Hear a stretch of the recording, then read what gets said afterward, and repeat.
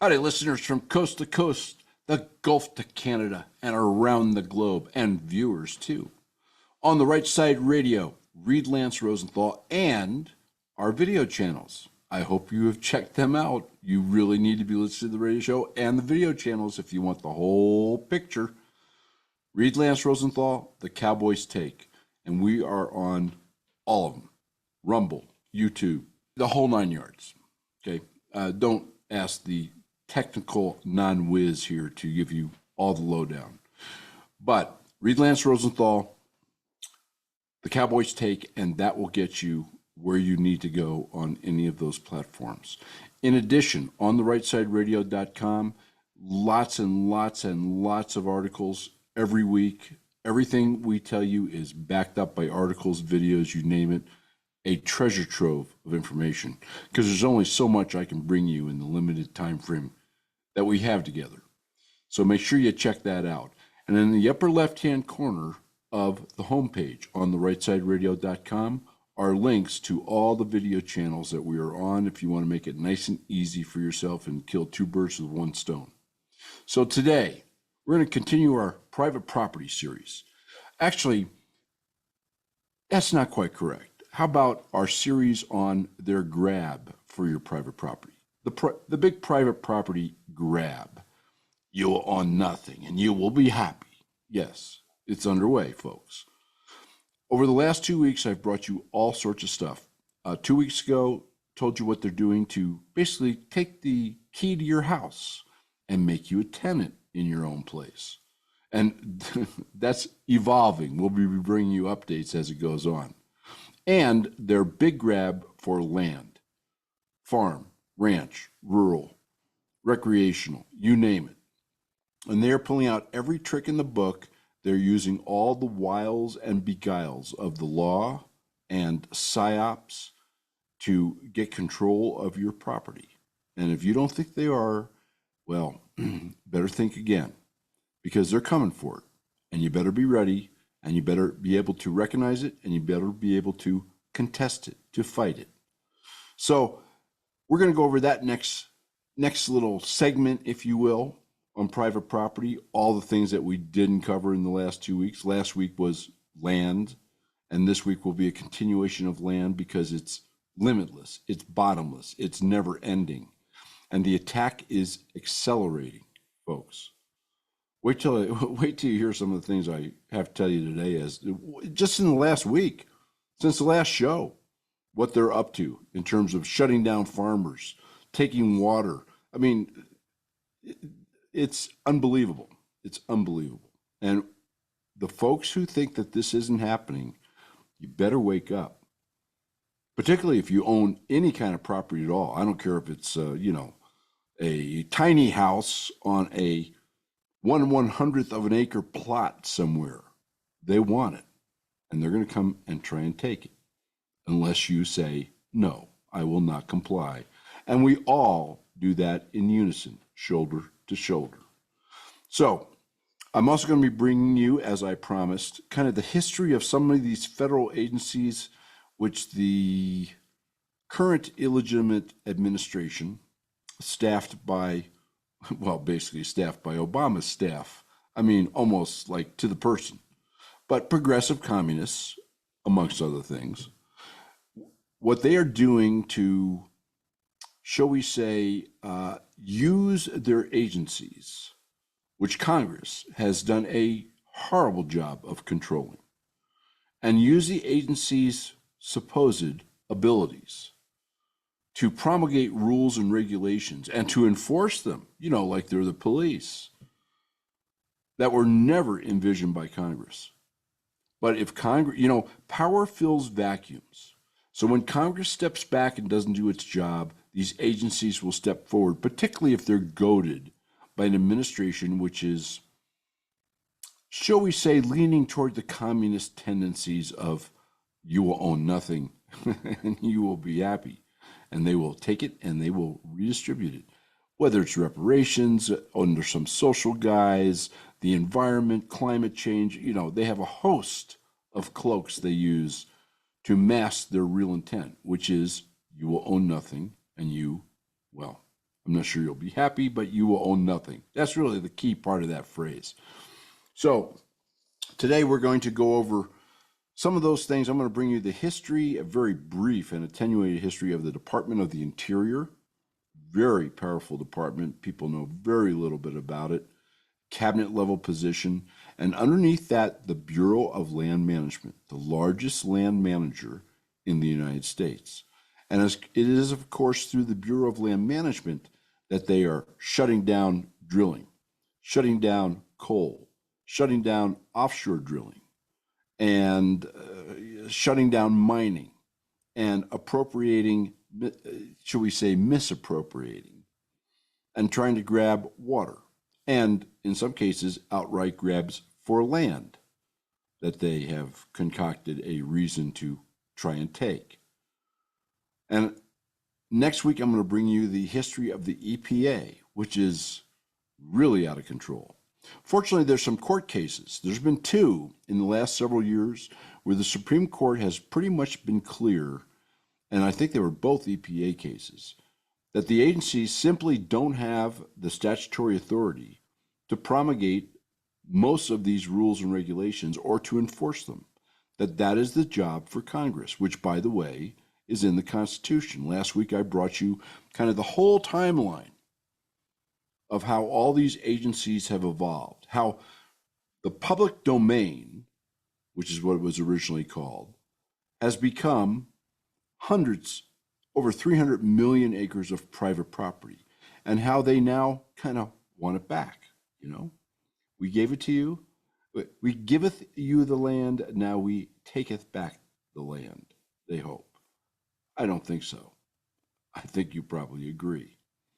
We're going to have our founders quotes, and we are going to have our rant story, which you might find amusing this week.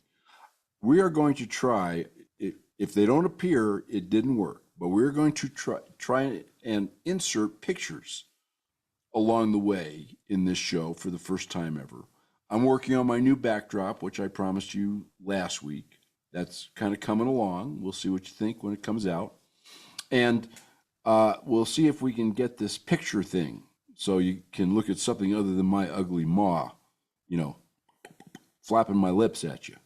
What do you think of that? And we are combining, once again, a significant portion of the video, not all, with a significant portion of the radio show, not all. Try and listen to both on the rightsideradio.com, your local AM station. Catch it on podcast anytime. Great archives. All the articles are on that website on the rightsideradio.com, or the videos, read Lance Rosenthal, The Cowboy's Take, on the various platforms. And then we are going to have a big rat-a-tat-tat. We got all that, well, not all. It's impossible to handle it all. That's like saying you can bail the Atlantic Ocean with what's going on right now. But we're going to have a big rat-a-tat-tat, including some international news, which, no, they haven't told you, but you really kind of need to know, since, like, your life is at stake. I mean, I'm not being melodramatic. Your life is at stake, and you kind of need this news, which is probably why they're not bringing it to you, by the way, and a whole bunch of domestic issues and economic issues, etc. We didn't get to do any, and I apologize to my radio listeners, rat-a-tat-tat last week. Too much to cover before we even got to that potential segment. We're going to try and correct that this week, but we won't get it all in. All of it will be on the videos, right? Read Lance Rosenthal, The Cowboy's Take. So, how about we start off with our founders quotes, shall we? And I think this is, as usual, right in line with our, shall we say, theme of the show this week. So this is Thomas Jefferson. God, he's great. I love him. Just like a wellspring of quotes. Quote, "Cultivators of the earth are the most valuable citizens. They are the most vigorous, the most independent, the most virtuous, and they are tied to their country and wedded to its liberty and interests by lasting bonds," unquote. Let's go to John Adams for the second quote, shall we? Quote, "Resistance to sudden violence for the preservation not only of my person, my limbs, and life," but of my property, is an indisputable right of nature which I have never surrendered to the public by the compact of society, and which perhaps I could not surrender if I would. Apropos, don't you think? Both of those. Now, let me give you the rant story for this week. So, yours truly has come up with a brand new plan. I've told you over the past week or so how we're getting ready to start the haying process early, etc. In fact, I got several comments on last week's rant story. People thought it was kind of hilarious. But I'm also changing the sequence of what fields we cut when. You know, we have water that we have to kind of divert in most years, or the way we've been doing it, and it's wasted, right? The water that's by it is gone.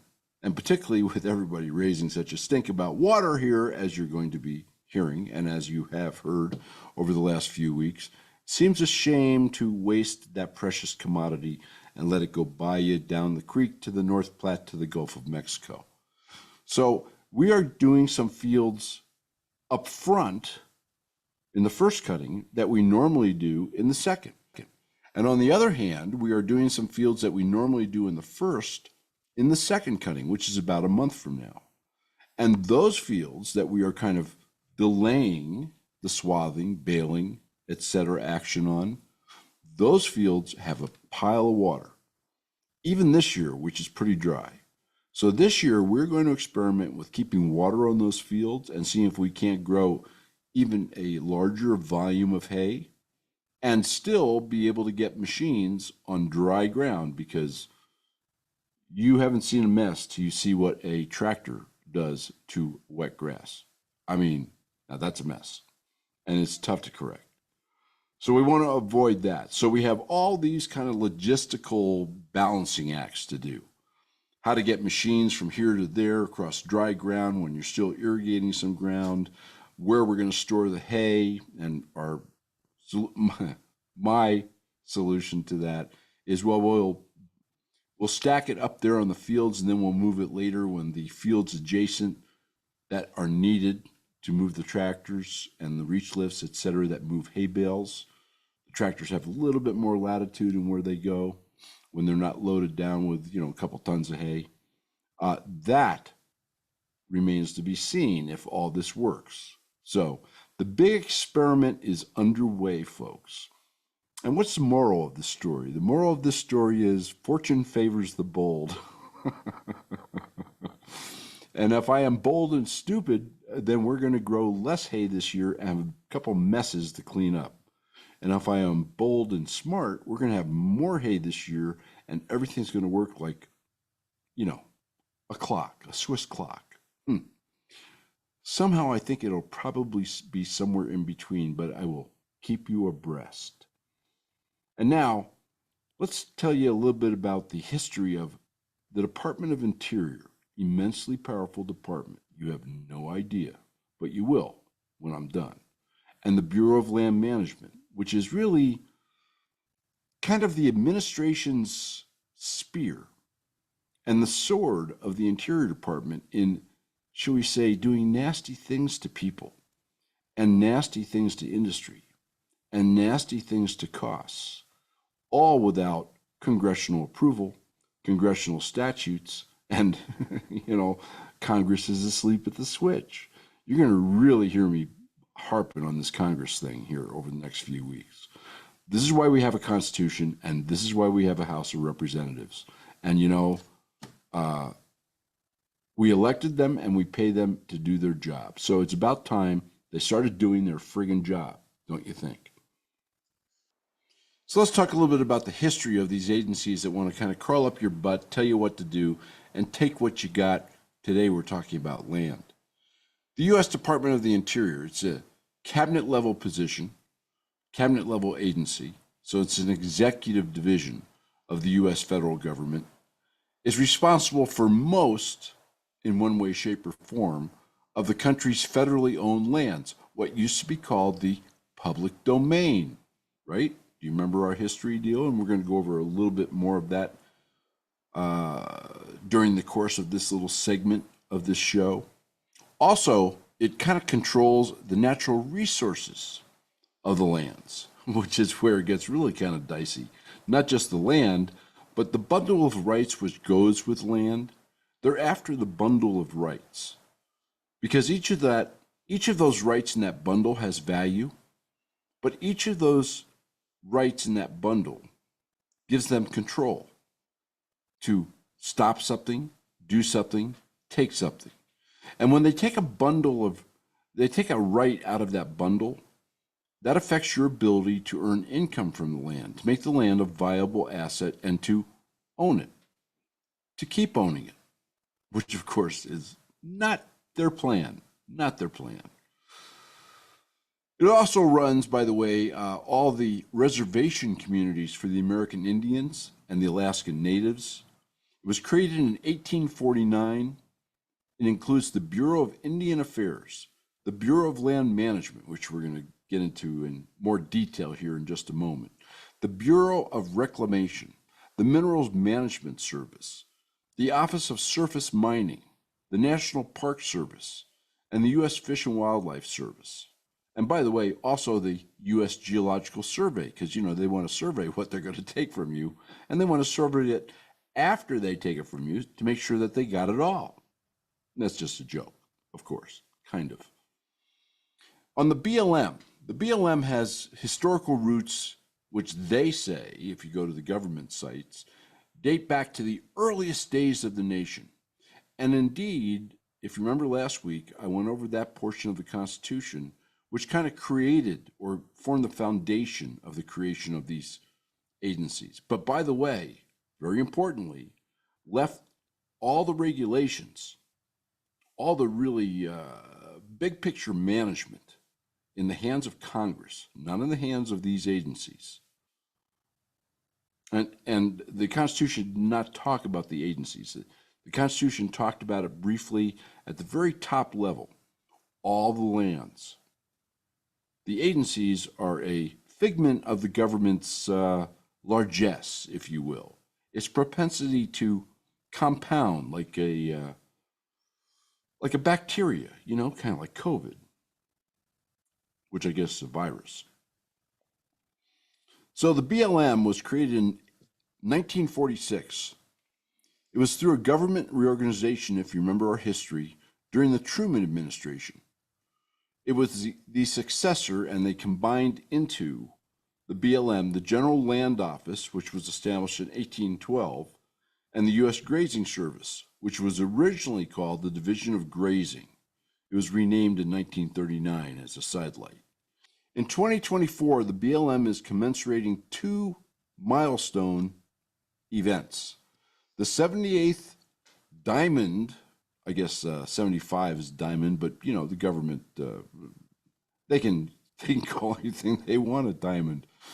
Diamond anniversary as an Interior Department agency, and the 48th anniversary of the principal law which defines, they say, the BLM's mission, the Federal Land Policy and Management Act, which was passed, by the way, in 1976.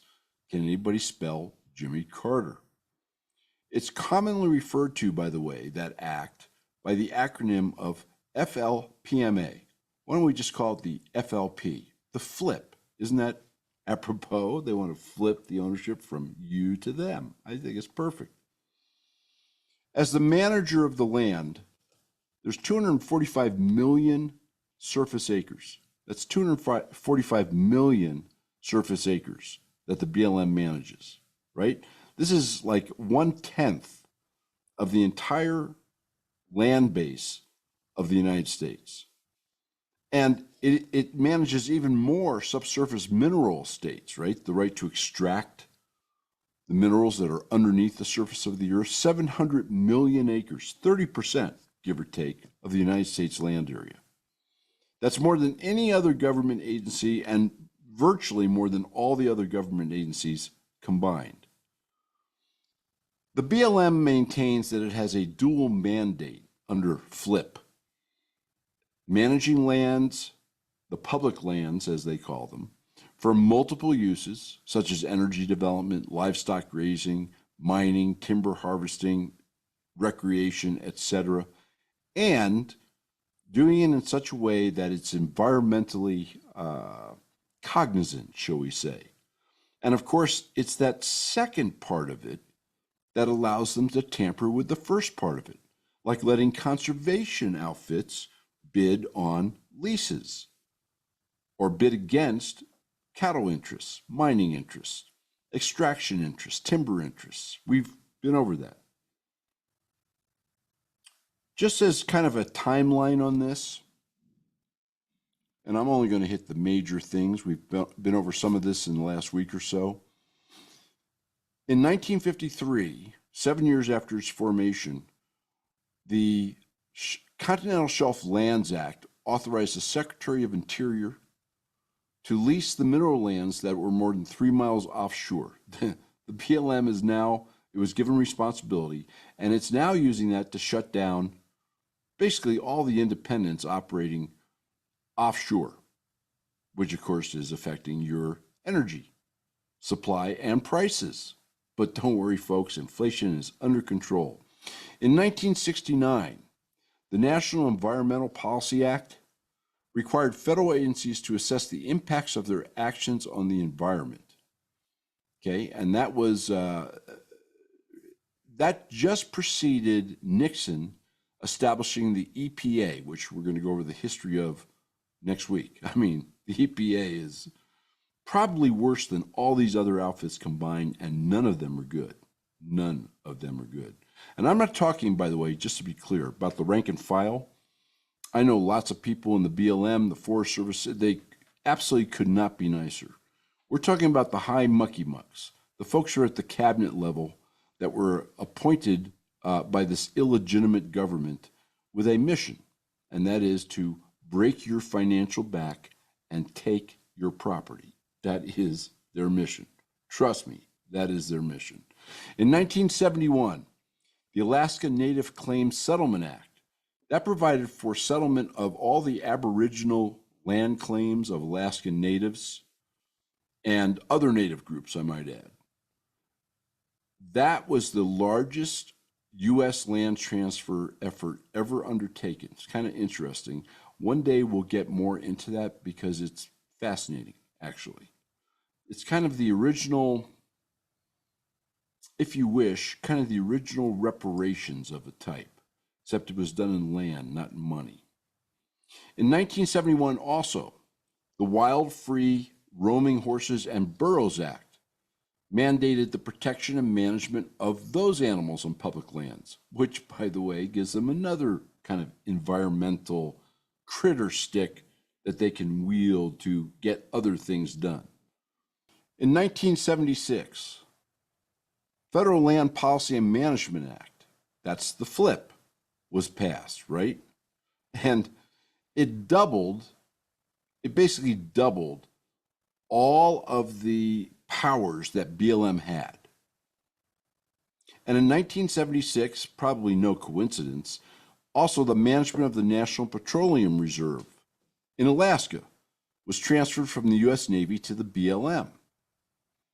And in 1980, the BLM completed its first resources management land use, call it a land use plan, which covered the California Desert Conservation Area.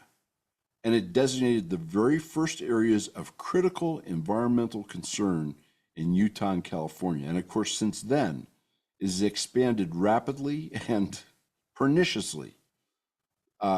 Basically, if they want to shut you down, they can just call it a wilderness study area, wilderness, a designated conservation area, an area of ecological, I mean, it's limitless under all these acts.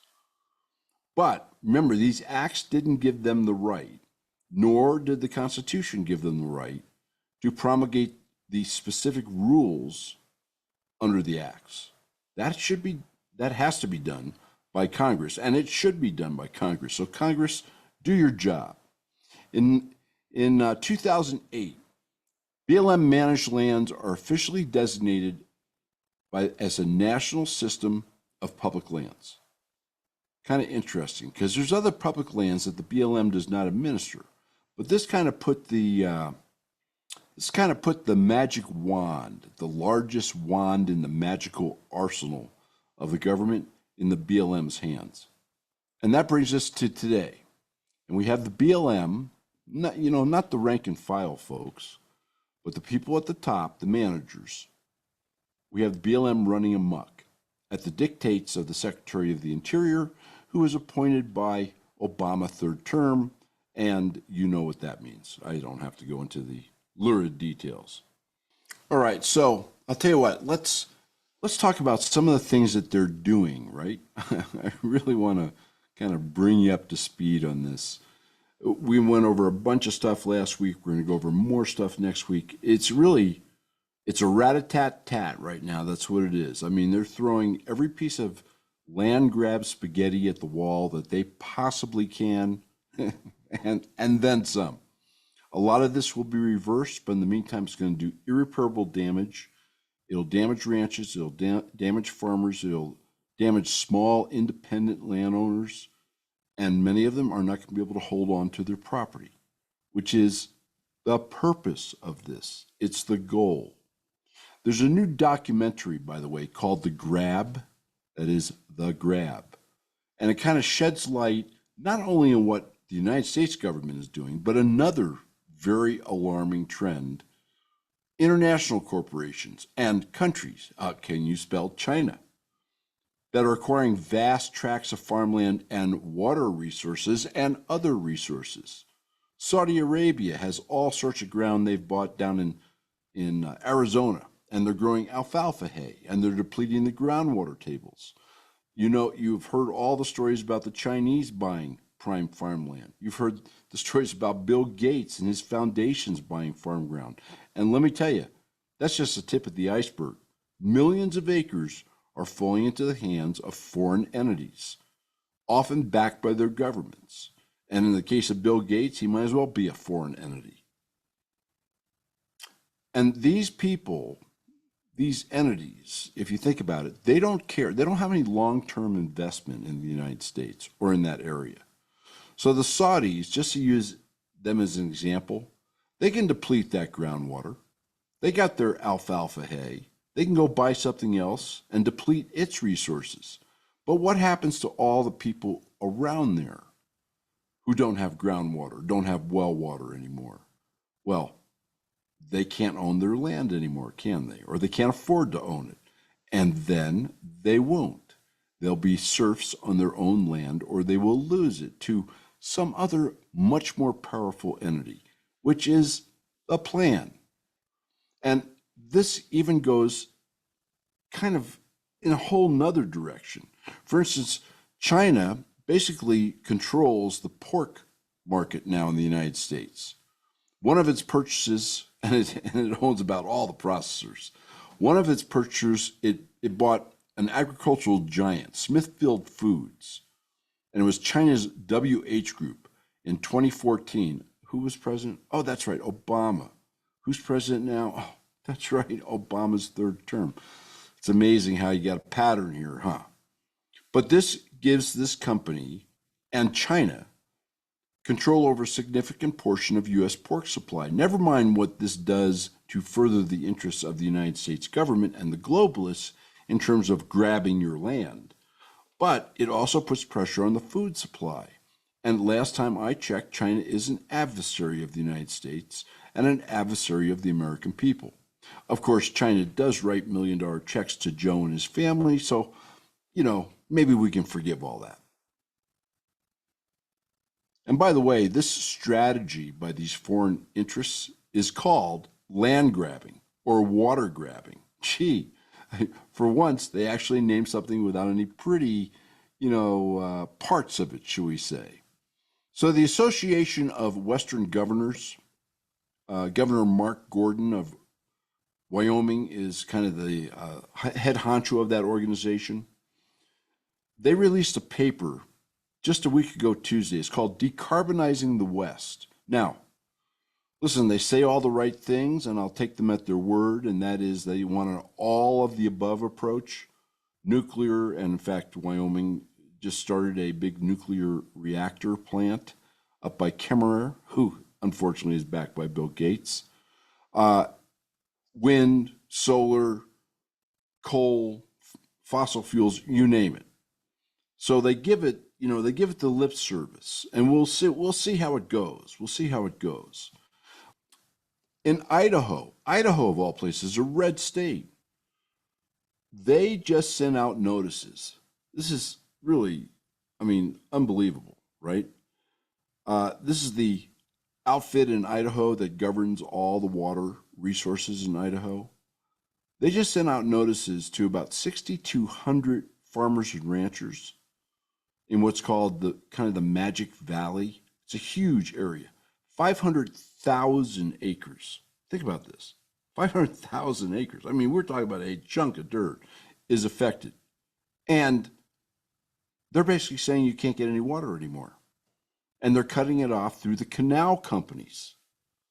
And there's ranchers and farmers out there who have invested anywhere from $300 to $400 per acre already this year in the planting of wheat, potato, grains, fertilizer, preparation, soils prep, plowing, tilling, you name it.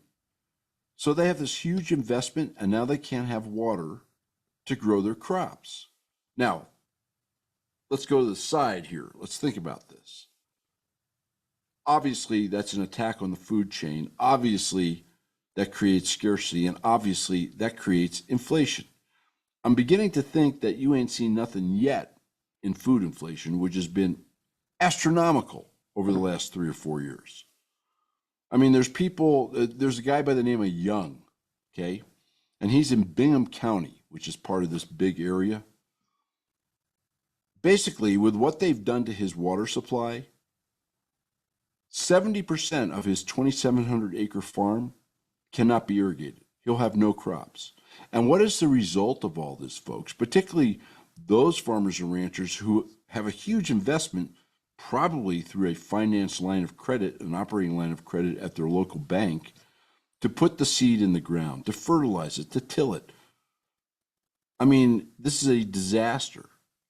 And many of them are going to lose their ranch, or they're going to lose their farm, which, is kind of the plan, isn't it? I wonder who will grab it when it kind of starts going down the tubes. We're talking about a near total loss, if this doesn't get reversed, of this year's wheat and barley crop. Do you like to eat bread? Do you like wheat products or barley products? Well, I think you're going to be paying more for them in the coming years. And the Idaho Department of Water Resources, by the way, very interesting. You might want to Google up the head honchos of Idaho Department of Water Resources, and, look into their background a little bit. It's kind of interesting. I'll just leave it at that. Anyway, they blame their having to do this. They just hate to do this because all these farmers and ranchers, 6,200 of them on 500,000 acres, just aren't being nice people. They aren't following. They're not in compliance, with the state plan on how much water they get and when they get it and the whole 9 yards. Oh, well, I will not comply. I love those words. Then there's a new study, and this all ties into it, folks. This all ties in with undermining your ability to pay for and own and survive on your property, in your house, on your farm, your ranch, your small rural acreage. There's a new study, okay? And this goes right to the Biden administration, Obama third term, proposed Environmental Protection Agency. Yeah, we're going to be talking about them next week because they are really running amok. And these rules supposedly are reducing carbon dioxide emissions. Last time I checked, carbon dioxide is kind of necessary to life on Earth. But, I'm not Dr. Fauci. I'm not the science. And they're focused right now on power plants. I told you last week how they've stopped all coal, right? Coal leasing, new coal projects on federal lands, going back to the BLM, and they're going to be shutting down all those plants. This study by the Center of the American Experiment, one of the top outfits in the United States of this type, by the way, they're warning that 4 major electric grid operators are jumping up and down and warning that the new EPA regulations are going to undermine the reliability of the U.S. electric system. Basically, let me boil it down. It's a basic reliability analysis, which the EPA proposal doesn't have. It's supposed to have it, but it doesn't have it. Gee, I wonder what that significant oversight, how possibly could they have not included that? Maybe because of what it said? And this report focused on the Mid-Continent Independent Systems Operator, or the MISO, M-I-S-O grid. That's 46 million people getting power in the United States, okay? Kind of the belly of the nation. Oh, you mean where all our food is grown too? All our food is grown too. Yeah, it's just coincidence. But basically what they're saying is during periods of low wind and solar output, the grid is going to have severe shortages, not shortages, severe shortages that will, quote, lead to extensive blackouts, unquote. And by the way, MISO includes you folks up there in Minnesota and Wisconsin who believe all this climate change nonsense. It includes you. Yes, it does. One of the most concerning scenarios that this study kind of envisions involves blackouts which affect at any given time 20% of the MISO grid, and it could plunge, quote, entire states into darkness during the harsh winter months, unquote. Now, you're just going to love this, right? The EPA, though, says, oh, listen, we got to do this because we got to save ourselves from climate change. And, what we are really doing is we are, quote, tackling climate change and protecting public health. Let me think about public health. Would that include not having power, heat, the ability to cook, prepare food, whatever, water, your pump is electric, during the peak winter months? Would that affect public health? I must be missing something here. An oxymoron that I just can't quite grasp. By the way, this study estimated the costs of doing this mandate by EPA, $246 billion between now and 2055, the year 2055. That would translate to an average annual increase, hold on to your bippy, folks, of $683 a year. That's in today's dollars. God only knows what that equals in 2055 dollars. In electricity bills for a typical family of four. Now, you don't think they're trying to make your house too expensive to live in, huh? Or your ranch or farm too expensive to operate? Yeah. There's another outfit, the North American Electric Reliability Corp, NERC, N-E-R-C, very well known, you've heard of them. They did a separate study. They echoed these concerns. It's called Winter Reliability Assessment. And they warn that more than half of the U.S. is at, quote, elevated risks of blackouts this coming winter due to increased demand and insufficient power generation capacity. Gee, folks, if you take power capacity offline and you replace it with wind and solar, I've already told you what I thought of wind. It's a total, it's just a total waste of money. Solar works, particularly if it's done at the individual property level. It doesn't work so good on a mega transmission level for, hundreds of thousands, millions of people. That's a whole nother discussion. But you take wind and solar. They build wind and solar, which has less power generating capacity than the stuff they've taken offline. They don't make up the difference. On top of that, let's face it, wind needs wind and solar needs sun. And there are times when you have neither, or you only have one or the other, which lowers, or should we say increases, the gap in power generation even more during those time periods. And that happens usually when? Oh yeah, the winter. You have less sun, shorter days, you have more clouds, and who knows what's happening with the wind. I'm not going to be a climatologist here, okay?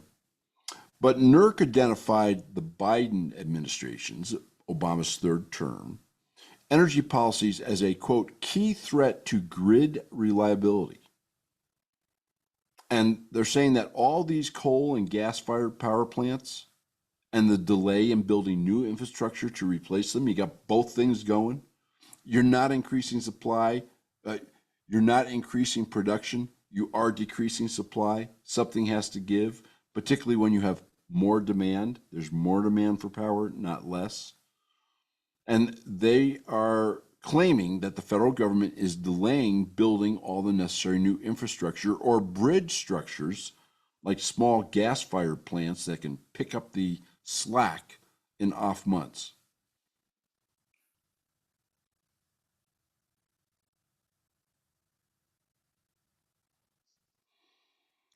By the way, the NERC study, I'm going to quote from it. Quote, the current federal energy policies are reckless and endanger the reliability and affordability of electricity for all Americans, unquote. Now, there is some kind of good news on this land grab, resource grab front. The Supreme Court says they will take the case. It's a major climate change case, but it's more than that. It really goes to the heart of whether federal agencies can enact all these rules and nonsense and enforce them to your detriment without congressional approval, without congressional acts. And let me tell you, the liberals, the climate change outfit, the communists, are kind of freaking out over all this. And the Supreme Court is going to be reviewing this pivotal, they call it a climate change case, but it's much more than that. It's much more than that.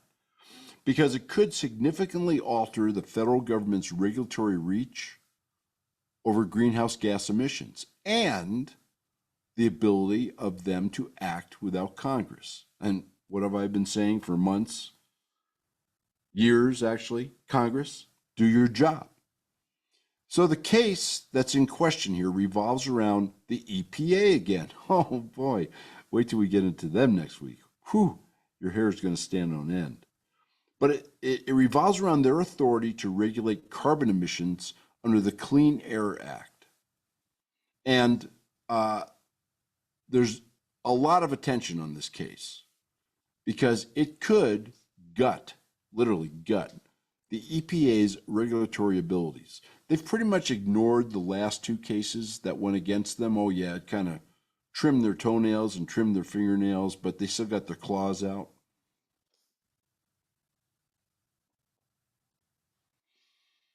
By the way, the folks who say that this is really a no-no and the feds need to maintain absolute control with their thumbs on the scales here, no states' rights, no individual rights, no common sense, they talk about, I'm going to argue, quote, I'm going to quote here. Without stringent federal oversight, individual states may lack the resources or political will to implement effective climate policies, leading to a patchwork of regulations that fail to address the global nature of climate change. Are these same outfits over there in India and China and the developing world that's spewing out something like 80 some odd percent of the quote unquote harmful emissions on the planet? I don't think so. They're just kind of focused on the United States. One would have to wonder why when they call it a global problem, don't you think? By the way, the Supreme Court's interest in this case, you can trace this back to a series of decisions. I told you a little bit about them last week. Let me kind of bring you up to speed. Both of these decisions have chipped away at the EPA's authority and, along with it, the authority of the other agencies in the federal government and particularly in Obama's third term. There was a 2015 ruling in Michigan versus the EPA, and that stopped the agency's ability to regulate mercury emissions from power plants.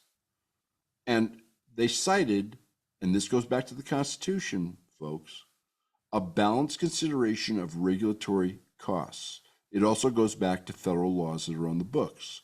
And then in 2022, West Virginia versus EPA, they limited the EPA's ability to impose kind of broad carbon emission reductions without, here, let me underline this, explicit congressional authorization, which goes right back to what I've been jumping up and down about. Congress, do your job.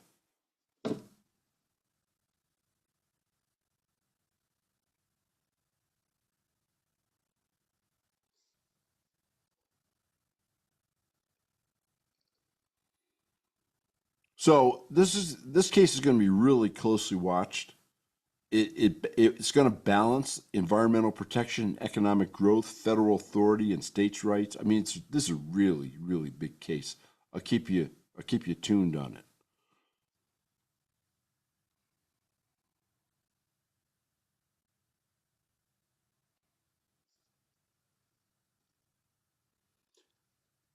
And then, of course, we have all the global players getting in on the act, right? All the global players. The United Nations has come out and said that water needs to be rationed according to Article 6. Hmm. In other words, they want countries around the world, particularly the United States, because, we're kind of what stands in the way of the globalists and realization of their dreams, which is you will own nothing and you will be happy. And the United Nations is now in play. First of all, they came out and talked about reparations. I'm going to have that in the rat-a-tat-tat for you. But all the developing countries, all the countries which have some money, folks, they should all be paying reparations. And now they should also be rationing water. You bet. And we are a member of the United Nations. Why? Why do we waste one penny on that outfit? I mean, gag me, gag me. What's great is the left wing press has come out and said, oh, they didn't really say that. And they got the fact checkers, right? The same fact checkers who told you that the COVID jab was safe and effective, that, COVID came from bats and snakes, that Fauci didn't fund it, that Russia basically ran the 2016 election in collusion with Trump, that Hillary didn't get rid of all her emails, that Hunter Biden's laptop didn't, those same fact checkers, those guys. But they play a little game, as the left also, not always does. Why don't we say 99.99 times out of 100 does? They said that there's no proof that the World Economic Forum has said that water should be rationed. Oh, really? Well, look, the World Economic Forum is hand in glove with the UN and the other global agencies, including the WHO. I brought you those stories. So whether or not the World Economic Forum, came out and said, ration everybody's water, the fact is the UN did, okay? The UN did. The fact checkers are full of BS as always, and they're playing word games. It's a word salad to them. It's always a word salad to the left, right?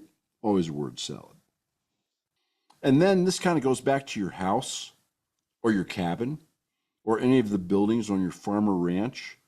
I told you they're increasing all the costs of any and all types of property ownership, right? Everything. Utilities, we just talked a little bit about that. You know what's been going on there. Insurance, maintenance, regulatory compliance. And insurance, just to use this as an example, this just came out in the last week. Insurance rates are now going up more than 200% in some locations. By the way, that includes Wyoming. That includes Wyoming. Yeah, it's unbelievable. Like there's one guy's bill that went from about $1,900 to $4,700 in 1 year. Or insurance companies are simply canceling your policy. I mean, never mind, you can't pay them enough money, they will not carry you, not carrying you. So these issues are not just being seen in, Wyoming. It's being seen throughout the country. In fact, throughout the Western world, because, the globalists are in lockstep. And there's a guy by the name of Jeff Rood, who happens to be the insurance commissioner in Wyoming. He could be the insurance commissioner in any state. But he was just quoted in the Cowboy State Daily. I quote, let me read this to you. These insurers are realizing that you don't have to be in the middle of a mountain to have a fire risk. Look at the Boulder fire, which was massive, and that wasn't necessarily in a forest area. And the panhandle of Texas, 1.5 million acres, and Hawaii, and that was a wildfire on an open prairie in Texas, unquote. So, the 3 incidents which I brought to you, which are highly suspect in how they started. Yeah. Am I saying that the government started these fires, folks? Well, why don't you read between the lines? How's that? And this is creating additional risk for insurance companies.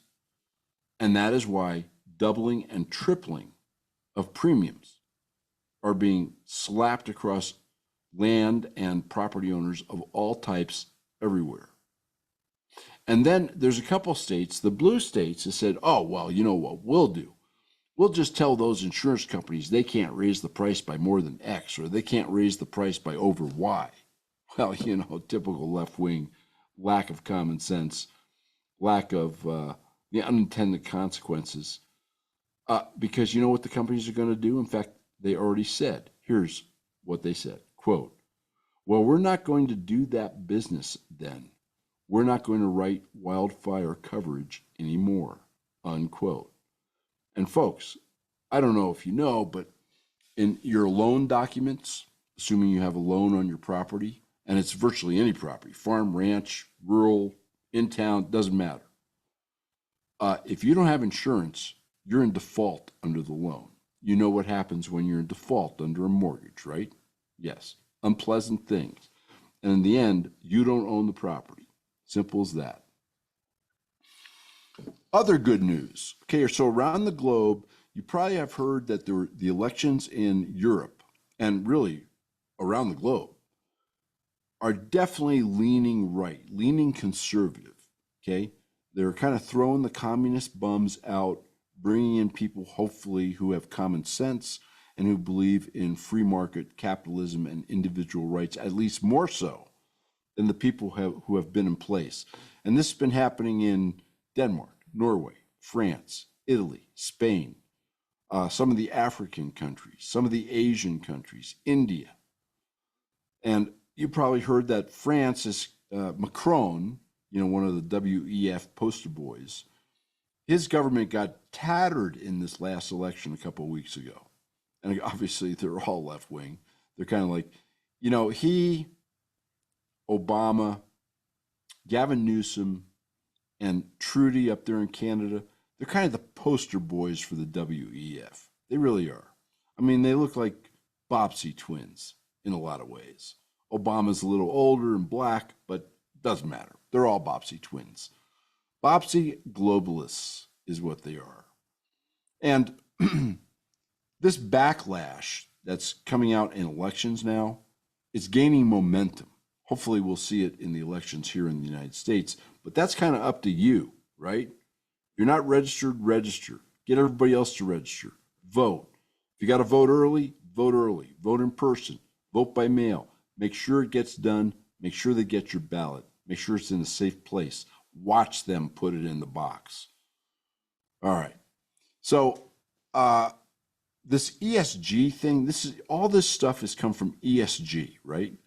This environmental social governance nonsense that infected a bunch of companies over the last 3 or 4 years. I've been jumping up and down about it if you've been listening to the radio show prior to the videos starting.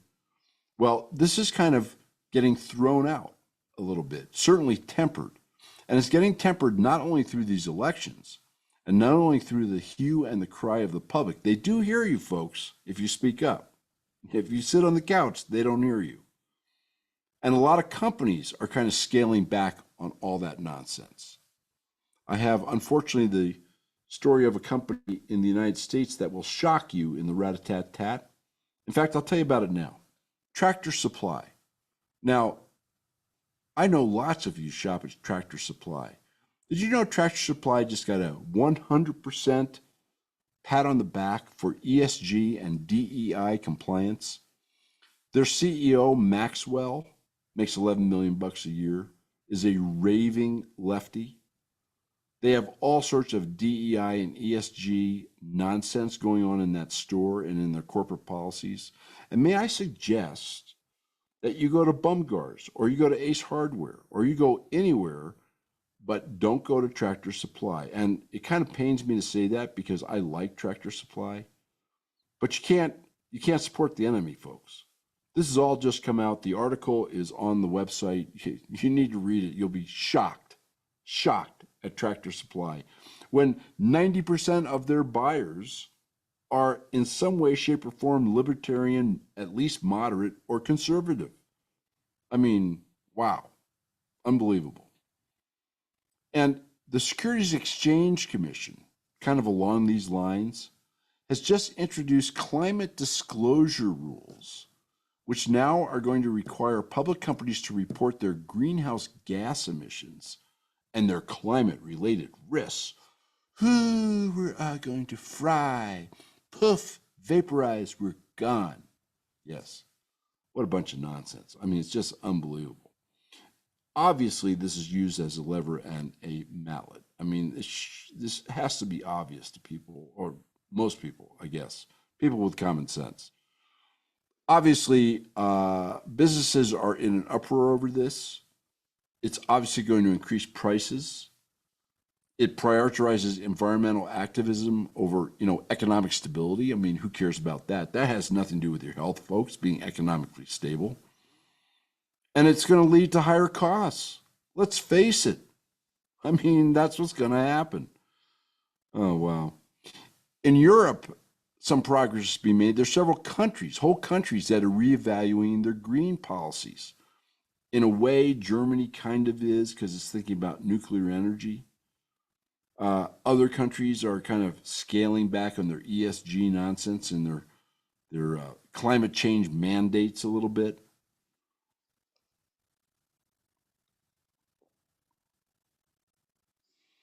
And I want you to know that the governments of the planet, think about the deficit here in the United States, and the stories I've brought you about billions upon tens of billions that are being shoveled at the green energy sector, most of it into the pockets of who knows who.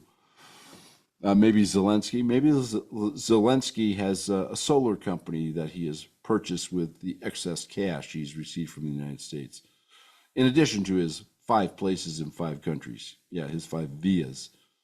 Well, anyway, subsidies and mandates for renewable energy sources have led, hold on to your hat, you'll never guess, to higher electricity prices and grid instability. I just brought you the warnings on that. Yeah, higher electricity prices, absolutely, positively, folks. If you have an electric stove, let me just take an example. Put it like right in your house. An electric stove runs about 300%, give or take, more to operate than a gas stove. But they want to mandate electric stoves and outlaw gas stoves. Why would they want to do that? Is that to save the planet? Or is that just to strap you? Death by 1,000 paper cuts until finally you go, oh, I don't want to own this property anymore. Think about it. Think about it. I have. I know where I stand.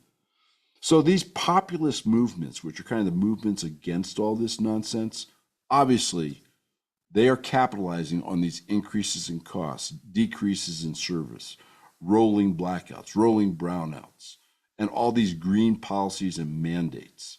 So in a way, the greenies, the Obama third termers, are kind of cutting their own throat by trying to push it down everybody else's. By the way, one of the biggest champions against this nonsense is Hageman, who's the congresswoman from Wyoming. And remember, Wyoming only has one congressperson. I mean, there's not a lot of people here, which is one of the reasons I'm here. She's kind of being helped along the way by the 2 Wyoming senators, Loomis and Barrasso. And she has just filed a bill uh, against this government ear tag mandate, which I brought to you last week and the week before.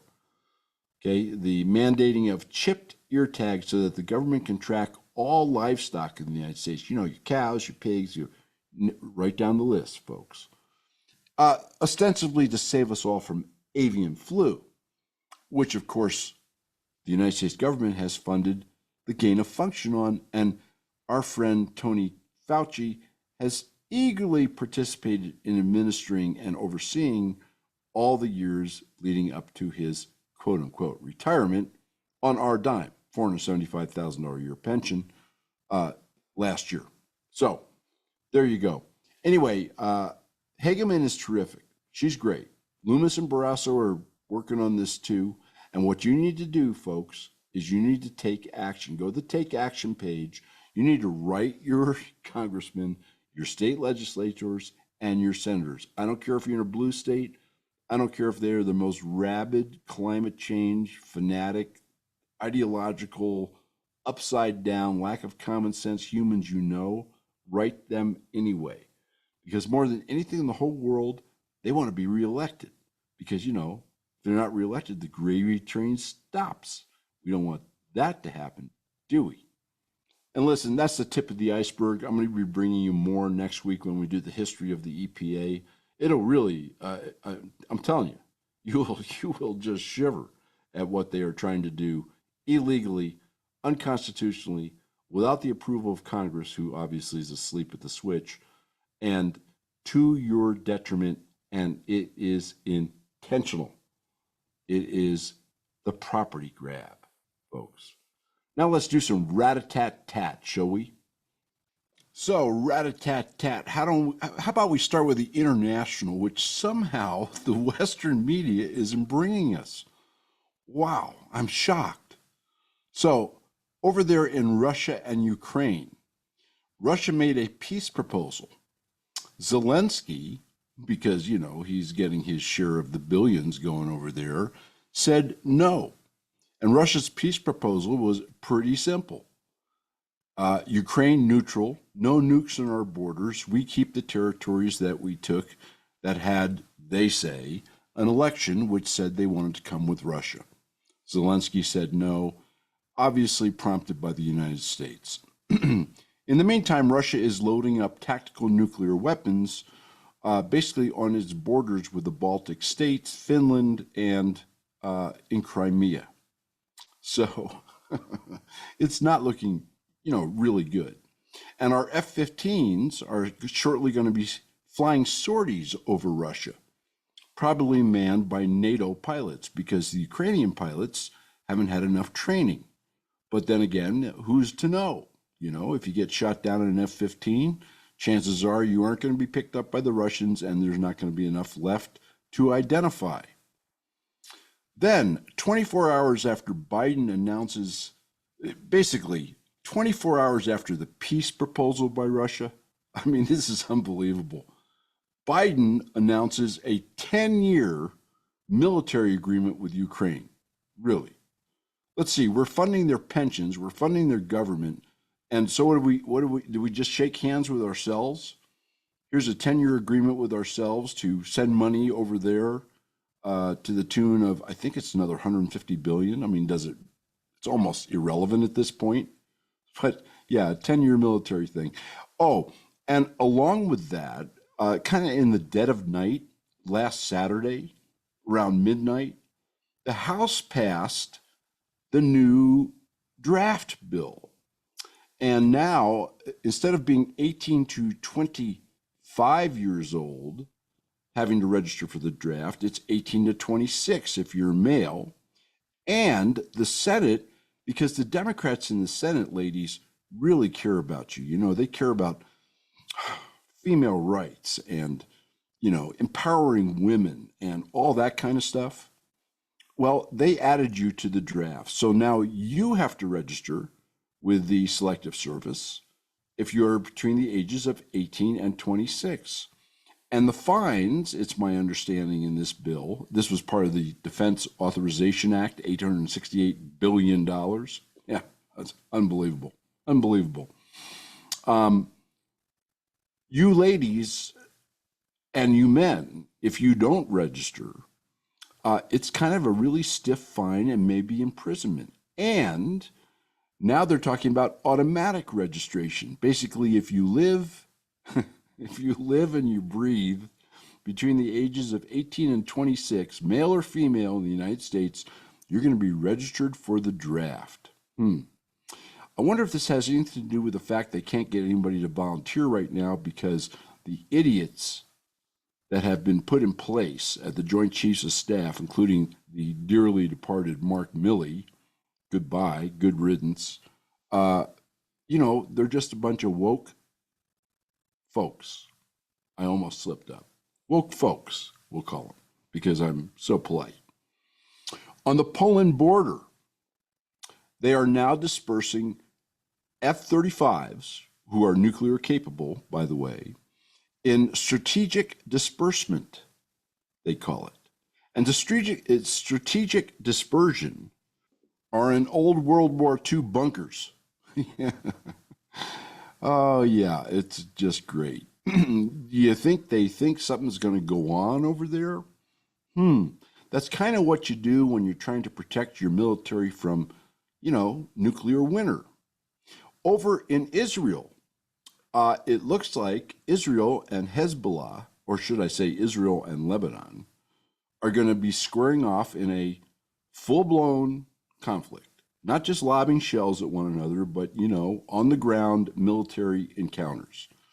And it's actually gotten to the point where the Israelis and Hezbollah on their side are setting fire to the grasses and the forests along the border to, number one, mass troop movements, and number two, conceal any attack by either side.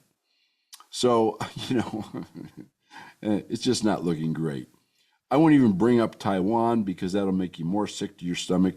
And then Iran, their centrifugal spinners, I'm not a nuclear scientist, that are necessary to create the enriched uranium, they seem to be going double time.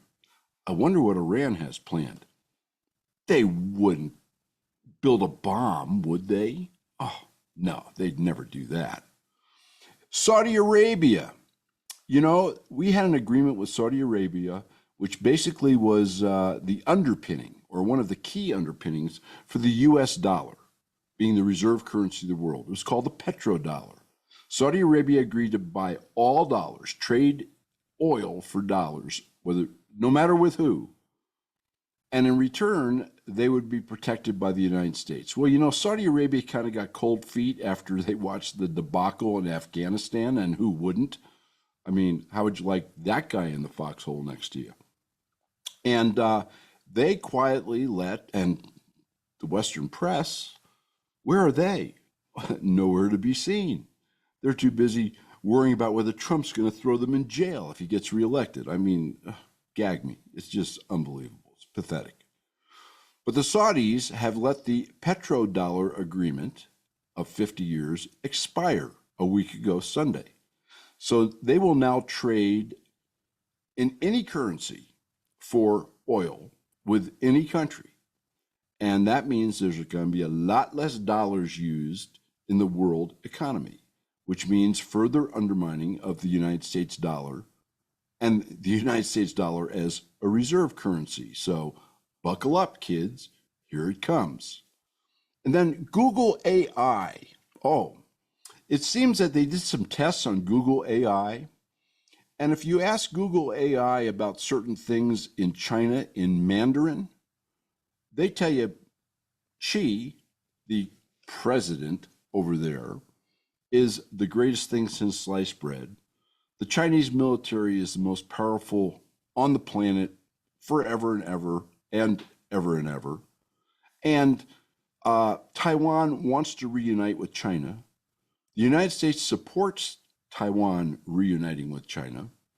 And China is the number one on the planet, and all sorts of other great things about China, most of which are totally false. If you ask the same questions in English, by the way, you get slightly different answers, which leads these tech gurus to realize that Google AI is being trained pretty much by the Chinese. Isn't that great? Google AI is being trained by the Chinese almost certainly in Mandarin.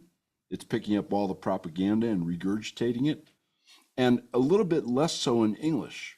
But it appears that our buddies Google, yeah, our friends at Google, they don't care much about the United States, the Western world, or, you and me.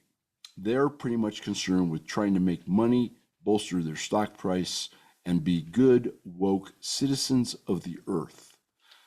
Folks, I keep telling you, don't use Google. You shouldn't use their Gmail. You certainly shouldn't use their search engines. Use DuckDuckGo, use Brave. There's a million of them out there that will bring up the right stuff for you without censorship and nonsense. And stop giving money to the enemy, because in the end, they will get you, folks. They will get you. In really good news for families, for the United States, and for women, and you'll see this article along with all the rest we're discussing now, posted on the ontherightsideradio.com website. The Department of Education announced a rewrite back in April. It's kind of a rewrite of what's called Title IX, which basically keeps the playing field level between the genders, male and female. And when Title IX was written, which is about 30 plus or minus years ago, the only thing it was referring to, because we didn't have our friendly trans and we didn't have our jump up and down rainbow colored flag LBGQ-A number whatever folks running around, at least not to the extent they are now. And therefore, the law could not have included them. But Biden, Obama third term, their Department of Education tried to rewrite it so that it would include trans and gay and whatever else it included. And Dowdy, the federal judge down in Texas, who was appointed by Trump, by the way, said no. In fact, what he said was that it was a violation of the rule of law, number one. Number two, that the law, when enacted, only included male and female because that's pretty much all there was. And even though I might add, this is a personal opinion, that's all there is now. But, who am I to say? And he also said that it was a overreach of executive authority, and that the Department of Education does not have the latitude to do any such rewrite whatsoever without the act of Congress. Kind of the same thing we're talking about on the property side. Congress, get it together. Do your friggin' job. Unbelievable. Anyway, the Los Angeles City Council, you'll love this. This is kind of along the same lines. The Los Angeles City Council, I got to kind of look off into space here while I think about the absurdity of all this. They have removed all the new no U-turn signs in Los Angeles, particularly in the Silver Lake district, which is, should we say, highly gay.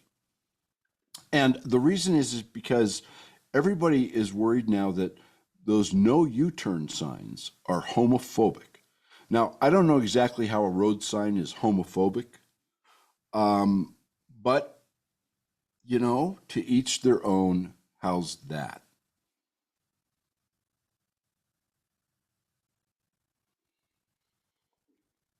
And then OpenAI, we got some more AI news for you here. They've announced the appointment. Oh, this is going to make you you got to really think about this.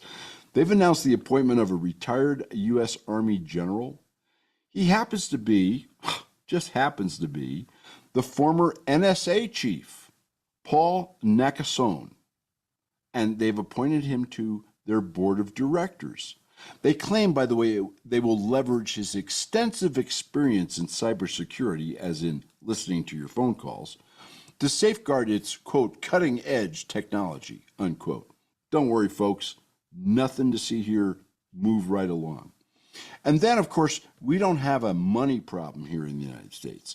No, we don't have 35 trillion in debt. We're not running up 2 trillion plus deficits all the way along. None of this is going on. Shame on you for even thinking it. And shame on you for watching those videos of Biden stumbling around on stage, getting led around by Obama and the premier of, or the prime minister of Spain and Italy as he wanders off into Nowheresville.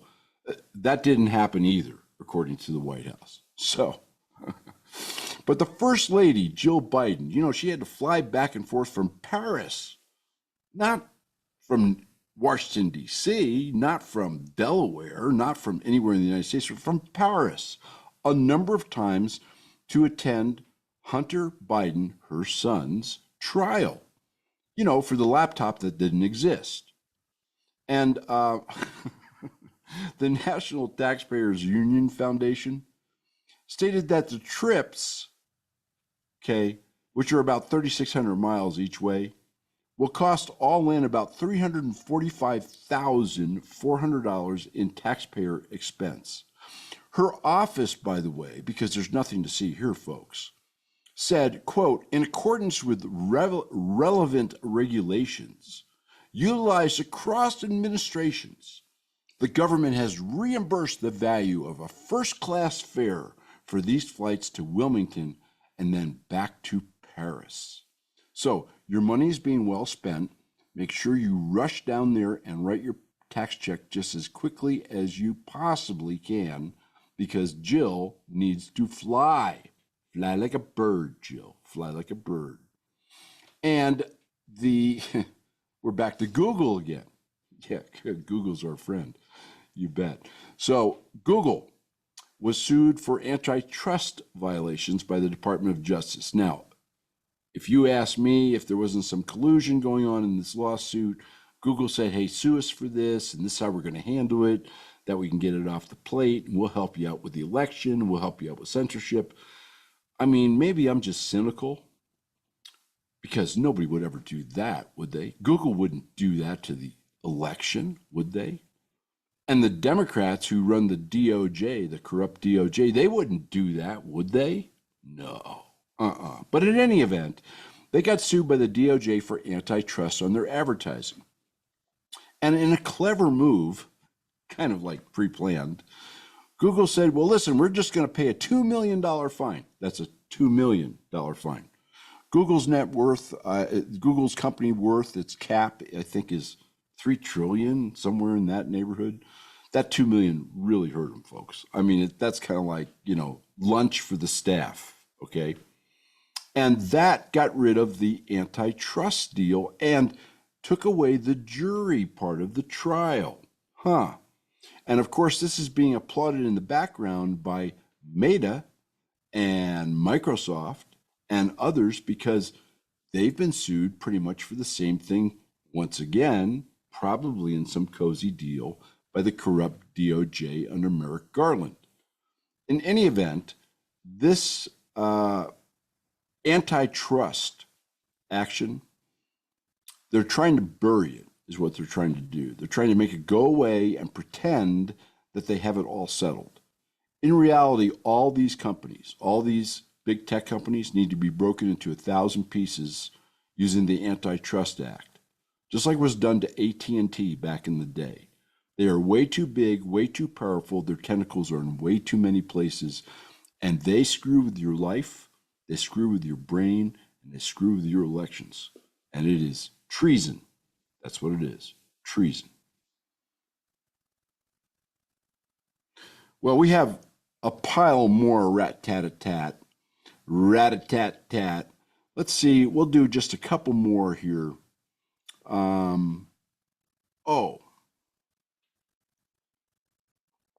How about down there on the southern border, right? This was reported by the Washington Examiner. Anna, excuse me, Girardelli, who, by the way, is an excellent reporter. And she's gotten hold of a memo from the White House. Remember, the White House that was clamping down on immigration, even though there's been no change in the people coming over because of all the exceptions that they wrote into, but the press didn't report on in the clamp down on the southern border. But it seems that they have sent out a notice to the San Diego sector where all these young male military-age people were coming in. The memo basically instructs that sector to admit all single adults from the Eastern Hemisphere. That's 100 countries, folks. The Eastern Hemisphere is 100 countries. And they're to be processed with what's called NTA/OR. That means notice to appear, released on your own recognizance, because you know that they're going to come back to court exactly when they're scheduled. Except, the only exceptions are migrants from Russia, Georgia, Uzbekistan, Tajikistan, Moldova, and Kyrgyzstan. Those are mandatory referral countries. Ooh. In other words, you get referred under mandate, then they let you go. Okay.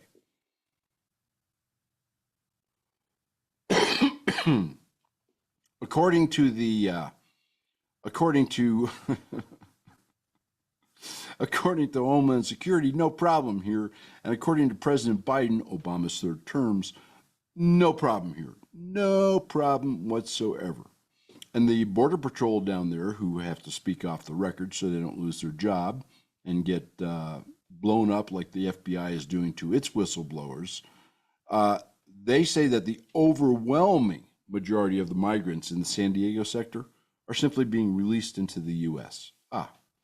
You think we're going to pay the price for that? You know, the chairman of the House Intelligence Committee was interviewed on several channels, I think, 4 or 5 days ago. It might have been on the Sunday shows, and basically said, we're going to have a terror attack. Not if, not could be, not might be, but we're going to have a terror attack, and it's all coming from infiltration, the invasion at the southern border. So American blood will once again be on the hands of the federal government, who is run by an illegitimate pack of communists. Yes, treasonous communists, I might add. By the way, National Security Advisor Jake Sullivan, part of the C team up there, they're not even the B team, he got upset by Chairman Turner, that's the name of the congressman, his interviews, and he expressed surprise at the public announcement and said, you shouldn't have said anything because I had already scheduled to brief key congressional leaders on the matter because this is really sensitive and it's really unusual. Yeah, that's right. It's sensitive when Americans get killed by terrorists that were let in illegally, illegal aliens over the border in a treasonous act that's unconstitutional and in violation of federal statute. And it's unusual for people to get killed by those terrorists, I agree, for all those same reasons. Yes. Unusual, sensitive, and treasonous. Okay, our last rat-a-tat-tat, because I can't keep you here forever, although I got enough to speak forever. So the National Institute of Environmental Health and Sciences, okay, they have what's called a National Toxicology Program. And they revealed to the public last week that they will, I quote, stop studying the biological or environmental impacts of cell phone radio frequency radiation, unquote. Let me tell you why this is dramatic. Because their preliminary report, funded by tens of millions of dollars of your tax money, and in Europe, this is a really big deal. The preliminary report said, and I quote, results from the program's carefully engineered and reviewed decade-long $30 million animal studies, unquote, found clear evidence of, quote, cancer, heart damage, and DNA damage associated with exposure to cell phone radio frequency radiation at levels comparable to those experienced by Americans today, unquote. It kind of seems to me that our government who, of course, cares about us deeply, first thing they think about when they get up in the morning, they're kind of shelving the research because, maybe it's maybe somehow damaging or killing or whatever the humans using cell phones to the extent they weren't by the jab is the best way to save the planet. What do you think? Maybe a little influenced by Bill Gates and the globalist crew. By the way, they want people using cell phones, folks. Never mind the fascist, fascist kind of oligarchy that exists with the big telecommunications companies and the big tech companies and the government. But if they ever need to track you down, keep this in mind. We'll have more running in the future. They can find you in 1 nanosecond using your cell phone. In fact, some of the new cell phones, even if your cell phone is off. In fact, some of the newest cell phones, and this is what they want you to be buying in the future, even with the battery out. Doesn't that make you just feel warm and fuzzy? Well, we're about out of time. You folks who have watched me on the video, on the various channels, thank you so much for watching.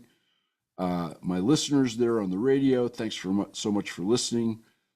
You keep the wind at your back, and we'll talk to you next week.